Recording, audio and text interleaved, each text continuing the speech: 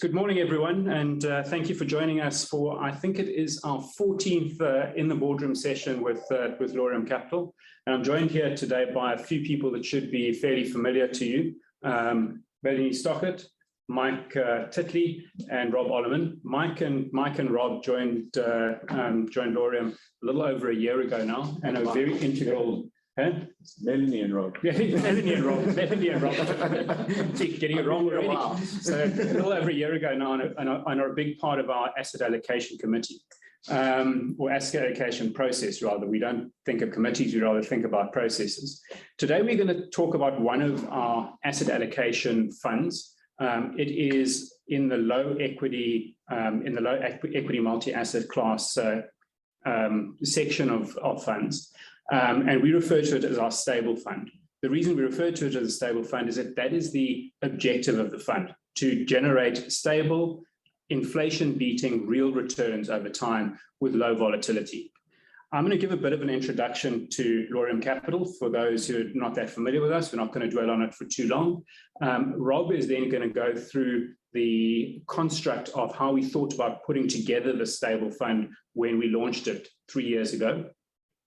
And then Mel, given it's a low equity fund, the fixed income component of the fund is actually quite a large component of the fund. And Mel takes charge of our fixed income process at Laurium Capital. Mel's going to run through some of the processes that we go through in selecting the various fixed income instruments that exist in the fund, and then also some of our current thinking in the fixed income space. And then I'll wrap it up with what is actually in the fund at the moment and how the fund has done over time.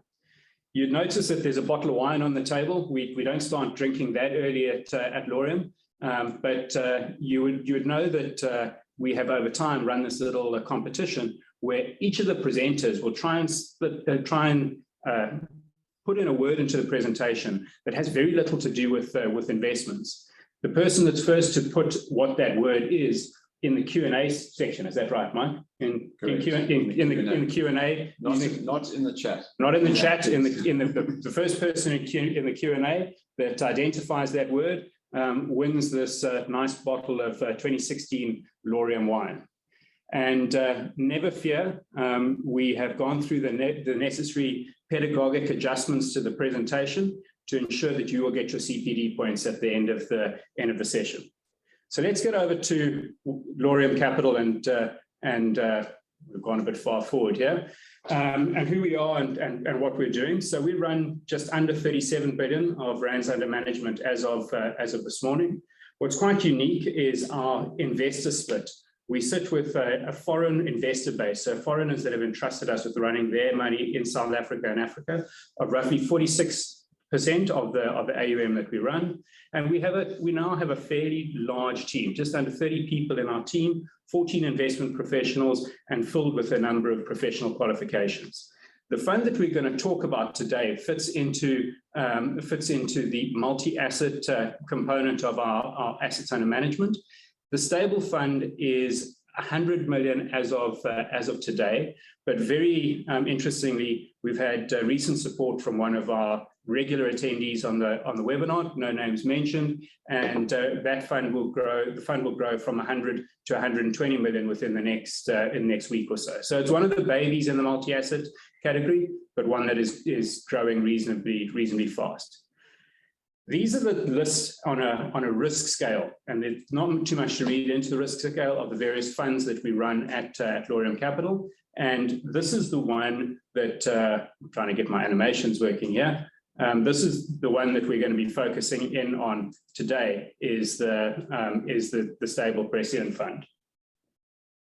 If we look at the suite of funds that we at Laurium Capital run over time, and we often show this up, we're very proud of the performance across the suite of funds that we run. And if there's one column that I think you should be looking at, it's the rank since inception. So we start with our flexible fund, the one with the longest track record. We're ranking 4th out of 29. Our equity fund, 29 out of 83. Our high equity balance fund, 10 out of 129 funds in that category. And then this fund itself coming in at 26 out of the 139. And then our medium equity fund, 36 out of 88, and our strategic income fund coming in 40 out of 58. If If we look at it in alpha terms, though, so this is the excess return over the benchmark, it's quite an impressive slide, we think, because if you look at the various positive alpha components that we've generated over various time periods, they've generally been very good. You can see there are very few negatives on this page, and that indicates that we're generating positive alpha for our client base. All after fees. And that is all, as Mike rightly puts, all after fees. So Rob, I'm going to hand over to you in the conceptualization of a stable fund. Thanks, Brian. Morning, everyone, from my side. I'm going to try and make this not too theoretical an exercise, but I think it's important for us to establish a couple of key concepts up front in thinking about blending all different assets together into a fund trying to achieve a single objective. Our objective in a stable fund is real returns of 3% per annum. So beating CPI by 3% per annum with a fairly limited drawdown. So we try to achieve that return profile without drawdowns over a 12-month rolling period. And we'll refer to our performance track record a little bit later. But first, a little bit of history and a little bit of theory about the assets within a Regulation 28 compliant, low equity, or as we would call it, a stable fund. So this is directed at investors who typically are thinking about retirement or at retirement age, thinking about quite low risk assets, thinking about a fixed deposit like a bond. That's the way I think about it, and Mel will make it much richer in our conversation as we go through it just now. But the all bond index over the last 15 years has delivered this return that you see in front of you there. Shares equity market has done somewhat better than that over the last 15 years, and you can see the return series over the last little while that we've had. If one had invested over that same time period in global equities, the MSCI World Index in rands would have delivered you that return, not much more than the South African index, contrary to many recent investors' choice of time series. No names mentioned there, obviously. No names, but again, it just shows over a longer and fuller time period the range of returns that are on offer from these individual asset classes. And often used as individual building blocks by multi-asset portfolio managers. If we move on to the next one, the South African property index, that's at blue line, quite a spectacular return. I think we can all remember the last few years how strong property returns were in the South African market. That South African property REIT index was really, really strong. And yet we saw the volatility that came with perhaps excessive valuations at the peak. And then certainly in that COVID period, this index got completely hammered. And the volatility that we've seen there would not correlate with, a low risk asset class. This asset class over this time period initially behaved in quite a coherent way, but we would, as investment professionals, look back at that time and realize that there's a high degree of volatility in the return series that through a high degree of leverage and valuation gap actually entered that investment thesis. If you look lower down again now, we're at the kind of lower end of the spectrum, the safer end of the spectrum again. The World Global Bond Index delivered steady returns over that time period, and often uncorrelated returns, and that's a concept that I will touch on just now. And then US dollar cash, again, very poor returns from that, because as we all know, not only since the 9/11, but through the financial crisis and beyond, money has been very cheap and in big supply globally, and cash rates have been low in US dollar terms, and that's also even translated into rand. So when we conceptualize, there's not an educational pedagogic concept. It's a real concept, trying to understand how we conceptualized a fund such as this in 3 years ago. We're trying to blend, as fund managers, these different assets which are available to us as investors, and thinking about past returns and how they might be blended for the benefit of our mandate and our objective. How do we get CPI plus 3 on a regular basis with not too much drawdown over the time period? If you look then, so we came up with a strategic asset allocation. That's this dark line which has now appeared on the screen. And if you look at a sort of back-tested strategic asset allocation from the time of inception of this fund, that strategic asset allocation, our base case of blended assets would have delivered that return over a period of time, comfortably beating the CPI plus 3 benchmark that we have, and hopefully meeting our client expectations. Now that's the history, and clearly when we think about the future, we cannot just look at historical returns. It's far more complex than that. In fact, it's not just returns, it's also risk and correlations. So if you think about the theory, and I think a lot of you are engaged in investment markets, also go through the kind of educational part of it, and you think about an efficient frontier of returns and risk. A big part of risk is correlations and the volatility derived to your overall portfolio series through correlations. This is a plot, just a very simple first order correlation of these various asset classes on the left-hand side. The way to look at this is to say capped SWIX on the left-hand side, it is 100% correlated with the capped SWIX in the second column. It's 30% correlated with the ALDI in the first column. And this, we use these kind of first order correlations in thinking about the relationships between the different asset classes. Importantly, we also obviously would think from a quantitative perspective a lot more about intra-sector correlations and second order correlations within those, always looking for the benefit of diversification. Diversification that doesn't increase risk, but that decreases risk through being negatively correlated. So that's the kind of key to our construction process. It's an experienced team that manages our multi-asset portfolio. So we take our back-tested history, we form a strategic asset allocation framework, and then we, within those kind of guidelines, all of these portfolios that we manage, all of our multi-asset portfolios use the strategic asset allocation framework for that particular mandate. And then we have an active house view. We convene in a disciplined way every quarter. We publish our expectations internally and externally of macro factors. And then we very actively manage around our strategic asset allocation framework. We have a tactical allocation range of assets: more equities, less equities, more cash, less cash, more bonds, less bonds. And you can see here on the left-hand side how our strategic asset allocation would have been the spot, and around that would have been the bars, the history, how we have actively managed.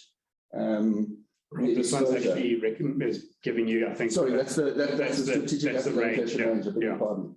So that's the range that we normally have, our range of tolerance that we would have for each of those subcomponents of the funds. I think we've got a slide later on where we talk about what we've actually done. We have been reasonably active over time, but this gives you a kind of a range of tolerance for our strategic asset allocation and shows how we have the ability to flex on a forward-looking basis the exposure to each of those asset components. On the right-hand side, also, we think about the exposure to international assets and local assets. And again, kind of self-explanatory from the slide there, how we've thought about that.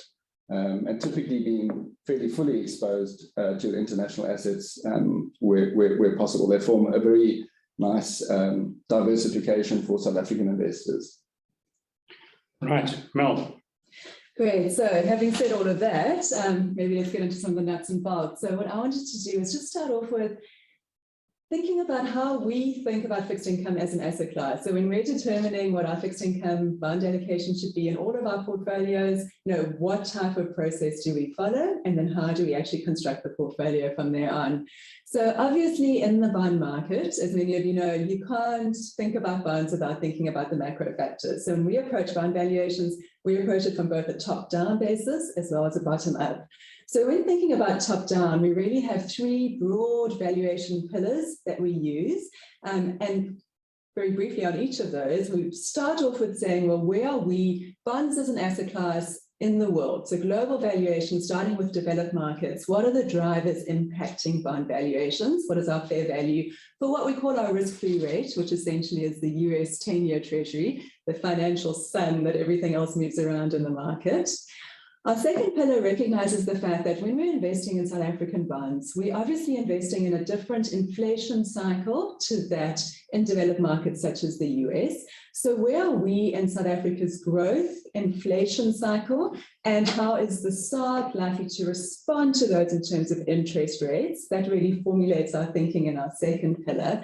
And our third pillar, once again, South African bonds carry government risk, which is quite different than US government risk. So what additional credit risk premium do we demand as investors for investing in South African issued bonds? Put all of those together, we determine fair value, compare it to where market levels are trading across the yield curve, and we decide, are bonds cheap, are bonds expensive, how much asset allocation should we have in the portfolio to the asset class? Now, when we talk about target duration, I must say duration is just really a very fancy word for how much bond risk you have in the portfolio. Thinking about that, so we know what our target duration is, how much exposure we want to the asset class, how do we then construct that? So what is our bottom-up universe that we consider? And here we're very blessed in South Africa, we have a very deep and very liquid yield curve. So we can invest in the fixed income world and instruments from very short-dated money market type of investments, bonds issued by corporates who we know and understand very well in terms of corporate bonds.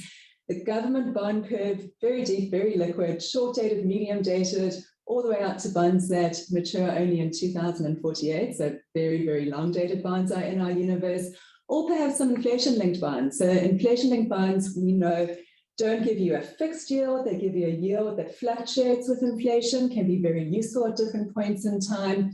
And then the rest of the portfolio is then constructed with non-fixed income ideas. Listed property, we've really sort of carved out there. Sometimes looks very much like a bond investment, sometimes a lot more like an equity investment. And right now, we definitely think it looks more like an equity type of investment. I'm going to very briefly touch on each of these pillars and just give you some guidance in terms of how we're thinking about that. So number one, the risk-free rate. So what's happening with developed market bond yields? In the US, it's really only one story driving bonds at this point in time, and that's inflation. Very, very high global inflation uncertainty. And to describe it very briefly, so what happened last year in the COVID? The whole world just shut down and then was restarted again. Now, it didn't restart that well in many different regions. We had a lot of fiscal support in developed markets, with governments providing great support to consumers. The US went as far as sending checks in the mail to every single citizen, so a lot of support. And yet supply chains restarted in a much more erratic fashion in different parts of the world, and we've got lots of supply chain shortages that are playing out. Rob can regale us with many tales of what he's seeing on the global side in terms of companies responding to these as risks. What all of this is, this demand-supply imbalance has materialized in is a very sharp surge in inflation. And this is US inflation. It's above 6%, it's heading to 7%. That's higher than we have in South Africa. So let's just take a moment to think about that and in terms of some perspective. By and large, every economist and the Fed economists as well are expecting that inflation will be elevated, will shoot upwards sharply, stay at that level for a short period of time, and then come back down again to central bank target, the Fed targets 2% inflation. So not expected to be with us forever.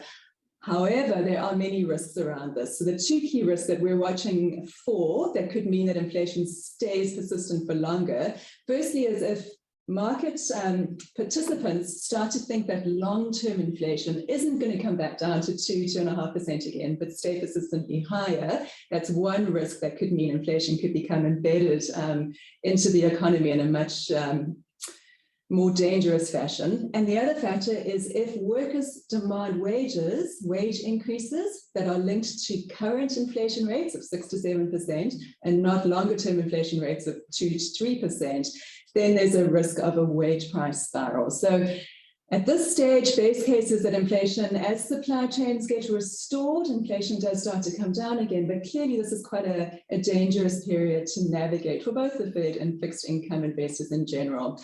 How that's getting played out in the market. In the US market, we can look at the short end of the curve. So what is being priced in terms of the Fed policy rate.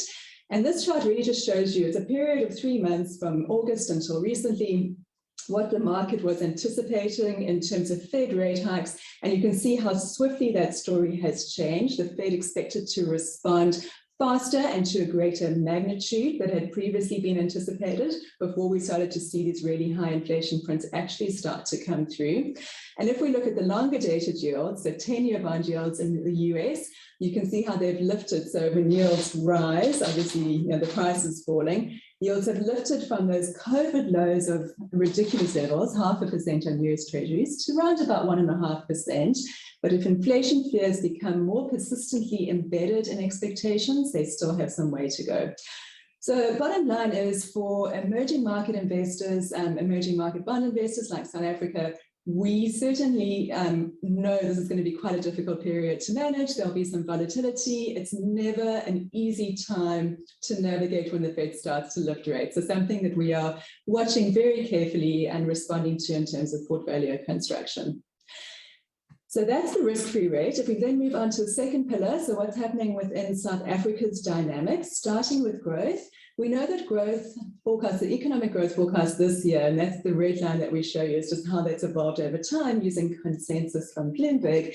You can see great numbers this year, so 5% plus, driven by a couple of factors. One is obviously coming off a low base because growth did contract last year, but certainly we've had a great commodity windfall earlier this year. The prices of the commodities that we export as a country, very, very strong and certainly spurred on growth. The problem, however, is if we look further out, and here we've got 2022, so next year, and then the following year forecast, those are really flatlining at around 2% growth. And a country such as South Africa, we need higher growth to come through. Easy magic one there, if we eased our electricity constraints, we could add a full percent onto that. But certainly, we're watching for signs that some of these structural reforms are coming through to lift those numbers. What about interest rates? Well, we know that the SARB responded very quickly last year during COVID, cut interest rates significantly to cushion the blow to the economy and to consumers, which was a fantastic move. But at these levels, the interest rates in South Africa, multi-decade lows, clearly at emergency levels and not at normal levels, and will need to start to rise. We certainly saw evidence of that this month. The SARB increased interest rates by 25 basis points, a very small move, and we expect that to continue until the SARB feels we've reached sort of normal levels for the economy. But what is quite interesting is that our emerging market peers, and here we've just shown you Russia in red and Brazil green and Mexico in blue as just 3 examples, they also all cut interest rates in the crisis. And now they've not only started to increase rates from those lows, but they're quite far through the interest rate hiking cycle. We've only had one very small 25 basis points increase. They are certainly a lot more mature in that cycle. So very different dynamics playing out. And what is the reason for that? It's really inflation. So those peer countries are experiencing inflation significantly higher than their comfort levels. Brazil's above 11%. That's a very different inflation dynamic than what we see in South Africa. So we just pause on this for a moment. South Africa inflation, we know this is a very long period of time, from 2006, we were always quite a high inflation economy. Even when the SARB started to target inflation between a range, so their mandate is to keep inflation between 3% and 6%, the midpoint is 4.5%. Even for many, many years, despite that being a range, you can see how inflation really hugged the upper end of that target range, so hugged 6%. staff decided that they really wanted to drive inflation lower so we could be more competitive as an economy, really gave a pedagogic masterclass to the rest of the world in terms of how to drive inflation expectations lower. And over the past period of time, inflation hasn't been a problem domestically. We clearly have some near-term risks. Oil prices are high, the rand is weakening. You can see how the inflation forecast in the coming months is expected to trend higher, but still remain quite comfortably within that target range. So not so much of a problem. We do need to be concerned as bond investors, though, that if a couple of things happen, food prices surge, the rand weakens significantly further, we need to watch out for those inflation risks. The third pillar, valuation pillar, was the additional credit risk premium that you would want as a bond investor for South African bonds. And that story has all been about the fiscal risk premium.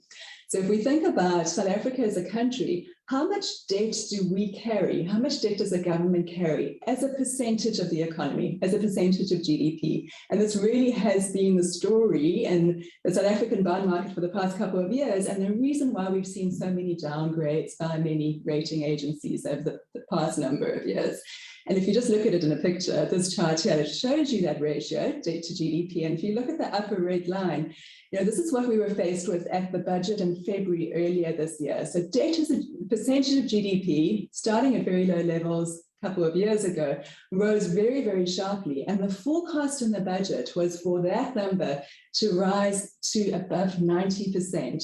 Now, as an emerging market, the warning lights start to flash when you go through 60%. So at 90%, that was quite a frightening story in terms of fiscal consolidation and debt risk that we were carrying as the country. A couple of things have happened since then. So if you look at the red line to the blue line is the forecast from the most recent medium-term budget policy statement a couple of weeks ago. At the beginning of the month. And you can see how that picture has improved. Two things happened. We had an upwards revision to the size of our economy from Stats SA, which just meant the economy was bigger, debt stayed the same. And then the other, which was a properly constructed factor, was the commodity price windfall that we experienced, that we've spoken about, where we saw great revenues being received from commodity companies, mining royalties, the tax revenue was very high, and we managed to bring that ratio down a little bit. Are we out of the woods? Unfortunately not. So despite the fact that we only expected now to peak only at 80% debt to GDP, it's still too high for comfort levels. And the critical question for us as bond investors is that we need to live within our means as a country. And this picture here just really shows you the revenue in grey. So what does the government receive from the economy in different types of taxes? What is the revenue? And then the red line is how much do we spend, expenditure, on all sorts of different things, social grants, a public sector wage bill, education, health, all of those components. And you can see we're living beyond our means. So for us to be incredibly positive as bond investors, we need to see those lines cross, and we need to see revenue higher than expenditure. That is luckily expected in National Treasury's forecast. You can see those lines cross in 2024 onwards. But there are some forecast risks there. So National Treasury haven't included social grants to increase permanently, basic income grant, public sector wage bill to be under control. So we just are quite cautious. We need to view that with a sense of caution. So given all of those risks that we've discussed, what type of risk premium do we earn for investing in South African bonds? And luckily, there is a very hefty risk premium. So how do we gauge that? If we have a look at the 10-year bond yield, you can see on this chart here, South African 10-year bond yields are trading just below 10.5%. It's a very, very high level of yield and very attractive. And what can we compare that to? If we look at the risk premium relative to where US bonds are trading at, they're trading at 1.5% yield. We're trading just under 10.5. It's a 9%, almost a 9% yield differential. That gives you a lot of risk premium or a lot of buffer against those risks that we were discussing. And one further way to look at it is on a real yield basis. So we know within the stable fund, we're targeting CPI plus 3%. So the real yield is 3% that we want to at least achieve.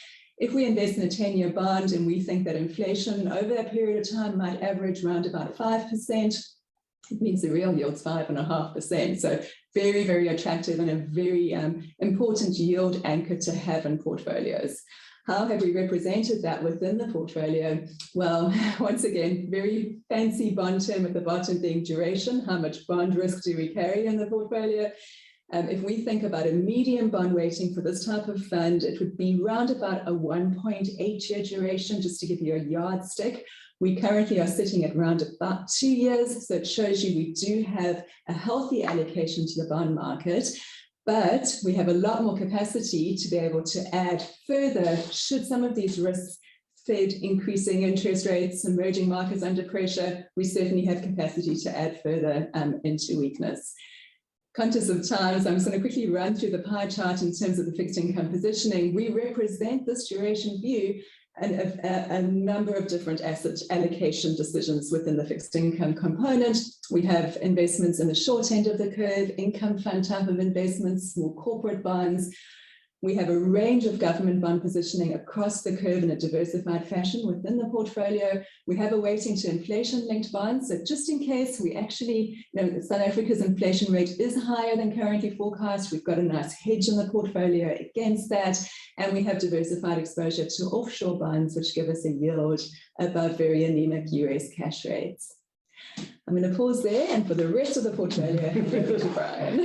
Thanks, Mel. You covered that very well and very quickly. I think our clients are fairly familiar with the fact, and Rob alluded to it earlier, that we do put it out there what the result of part of the result of our asset allocation meetings is our outlook. And while I'm talking to it, if you could just answer Mike's question that he's put up there as to what you think the biggest risks are to the market in 2022, by just clicking on one of those buttons. I'm going to just put other, because I don't know if I can even do it. There we go. And just talk you through our outlook. So Mel has run through the global growth outlook, the South African growth outlook, good this year, and then again quite anemic in 2022 and 2023. US rates, we think will get to around 2%. We'd start to get worried about the equity market if they go north of 2.25%. South Africa prime rates, another 25, maybe another 50 basis points rise from here, but nothing excessive.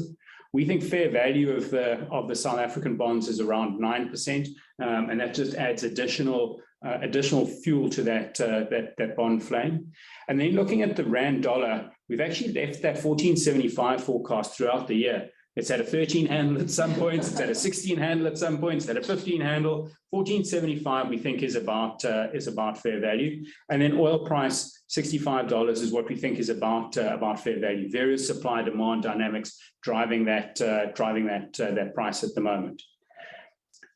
So Mike, I don't know if you can share the results of the survey, and I don't know if you guys dial in can see what the results are. Okay, yeah. So, and if you can see it at the same time as what a survey that was done last week by JP Morgan by professional market participants globally as to what they thought the various risks were. And these are some of the things we spend our time considering in the asset allocation meetings that we have.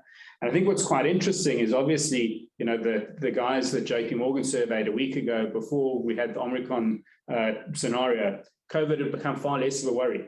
Now, you guys are a bit more worried about COVID than everyone was then, and that's very understandable.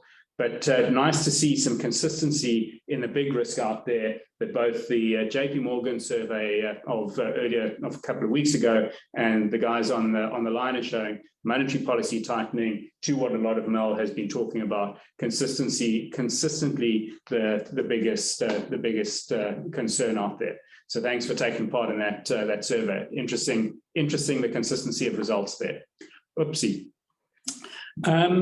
The equity component of this fund, and remember the maximum that we can go to in equity in the fund is 40%. That's the rule for a low equity fund. The equity component is very much a function of the Laurium Capital house view. So the South African equities that we own are by and large exactly the same and in exactly the same proportion to the South African equities that you'd find in our equity fund, in our flexible fund, in our Amplify SCI Balanced Fund, in our PPS Stable Growth Fund, very, very similar, basically exactly the same equities. And in the mix between South African equities and offshore equities, very, very similar. So you're getting in the Laurium multi-asset funds, you're getting this multi-asset DNA and equity DNA throughout all of the funds. So I'm not going to go into detail on the equity component at the moment. We've done numerous webinars, and you can obviously look at the fact sheets to see where we're exposed from an equity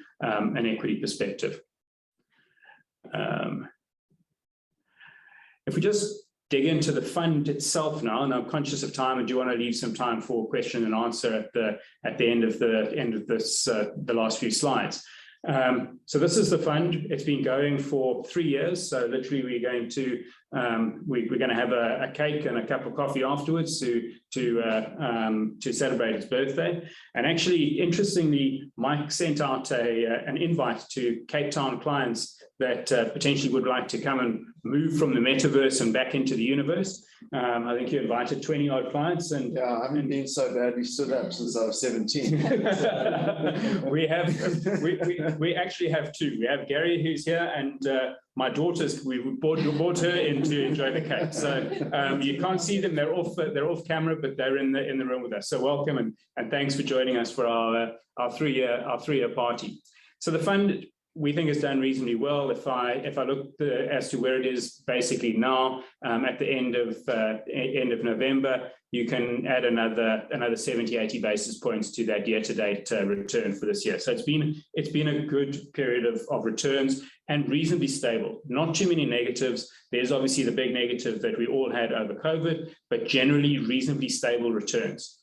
If you translate that into 3 month return. So think of it in kind of quarterly buckets. Since we kicked off the fund, you'll see over a 3 month period, there's only really one drawdown, and that was when we hit the depths of COVID. The rest of those 3 month periods, you've had nice, good returns generated by the fund. Obviously, all emphasize net of fees. We always put up net of fees returns.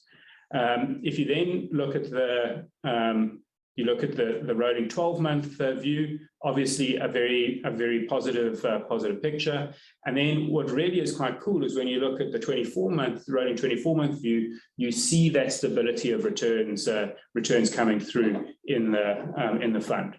So one that is, I think, a good fund for those that are, as Rob said earlier, in their latter years of working, can't afford a capital drawdown, still want to beat inflation because inflation is your biggest enemy in retirement, and those actually in retirement. Back to move the oopsie. So if we look at how the overall fund, so this is the same pie chart that you've seen through Mel's presentation, my equity component, you'll see the diversified nature, that cake that Rob was talking about, how we thought about baking when we set this fund up, and by doing all that back testing, we put all of these asset classes together to try and reduce volatility and generate positive inflation-beating returns in the fund. And that colorful makeup of all those different asset classes is what generates that return at low volatility over time. If you look at over time how we've blended these different asset classes, you'll see that we're reasonably active. We move around between asset classes. We don't just stick to that strategic asset allocation that Rob spoke to. And he let the cat out of the bag that there was a slide coming. The difference between the slide that Rob spoke about and this slide is the bars here indicate the range that we've been in those asset classes over time, over the 3 years that we've been running the fund. The red block is where we are currently positioned in that particular asset class, and the diamond is our strategic asset allocation. So just put it simply, our strategic asset allocation for equity is 34%. We're sitting just under the 40% maximum at the moment. That's where the red block is, so that you can see how we position relative to where we've been in our history and relative to our strategic asset allocation. And that all together translates into the 3 year return, or it's just under 3 year return of the fund to the end of October. We're slightly better than that, given this month, which would be the actual end of that 3 year period. You'll see the diamond there represents the fund, the Laurium Stable Precedent Fund, and you'll see that we've generated reasonably good returns at lower risk as embodied by standard deviation than a number of the other asset classes out there. So I think an interesting fund and one worth looking at. It's our little baby. It's one of our smallest funds in that asset allocation sector of funds, and one that we think has great potential.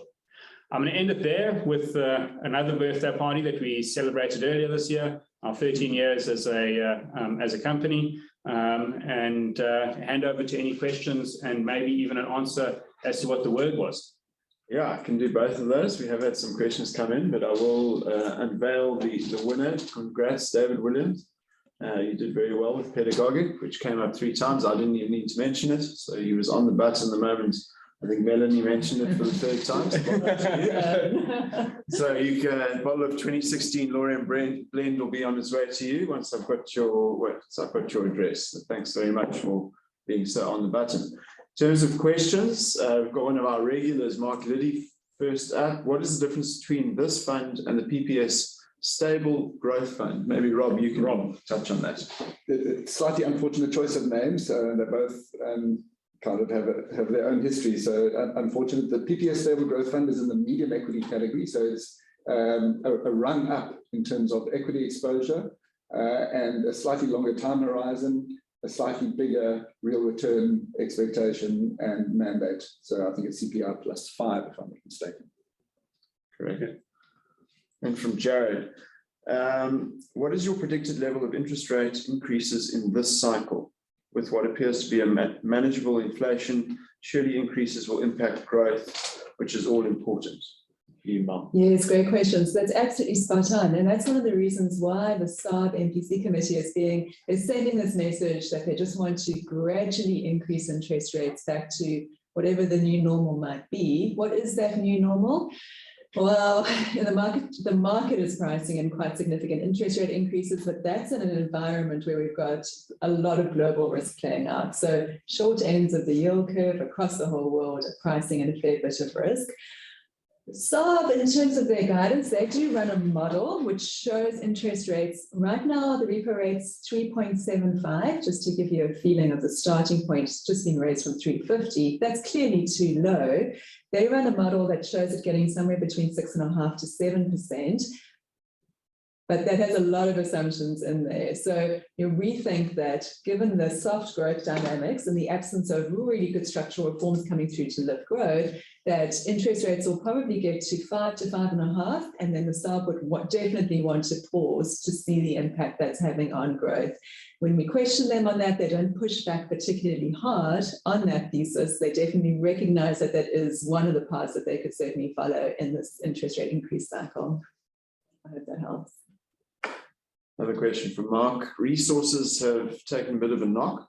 What is your prediction of resources the ability of resources to carry on bailing us out into the future? I think can I take that one, and then Rob, hand over to you as well. I know you've also got some views on this. So Mark, I think you're probably talking about from an economic perspective. Mel made the point that we had a great windfall from the resources, generating excess tax returns and royalty returns to the fiscus. Actually, interestingly, one of the stockbrokers did some interesting work around this, where they looked at the terms of trade of South Africa, plugged in spot prices over the last year or the last 6 months, which have generated those windfall returns.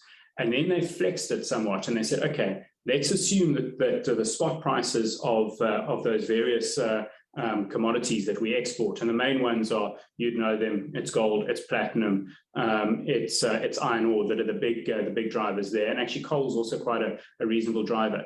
If you go and assume that those fall by 25%, so we've got a bit of that on Friday, but even if you assume a 25% fall across the commodity basket that we export, you still end up in a positive, like a 1.5% to 2% positive terms of trade number.